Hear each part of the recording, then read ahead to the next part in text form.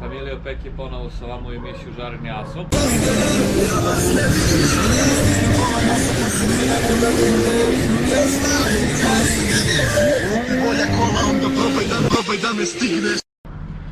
Sada ćemo zameniti glavni kočni cilindar ili vakum za kočnice.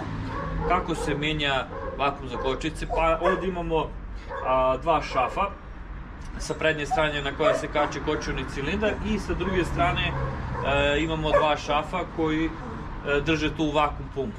Sad, kada mi to obavezno kada skinete glavni kočni cilindar kada menjate, imaju tu još dva mala šafčića koja u principu trebate da budete oprezni kada ih skidate, jer odatle idu creva za kočnice, pa ako kojim slučajem pokidate imat ćete veliki problem za kočnice. Znači prvo njih oslobodite, pa onda polako oslobađate glavni kočeni cilindar, pa onda idete dalje.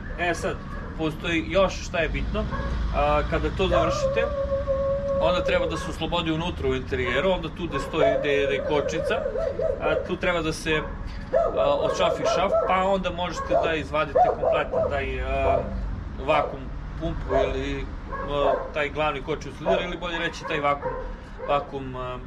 vakum za kočnice. Koristio sam Gear Oil od Abra.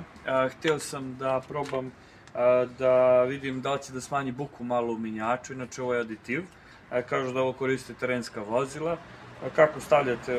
Tako što se iseče taj gornji deo i tamo gde se sipa ulje, kada se odvija šaft, tu samo ispraznite celu bočicu. To inače dođe kao gel.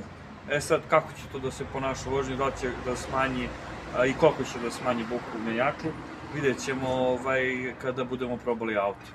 Hvala vam što lajkujete i subscribe-ujete moj kanal ili što pratite moj kanal i vidimo se u nekoj od narednih emisija. I to je to.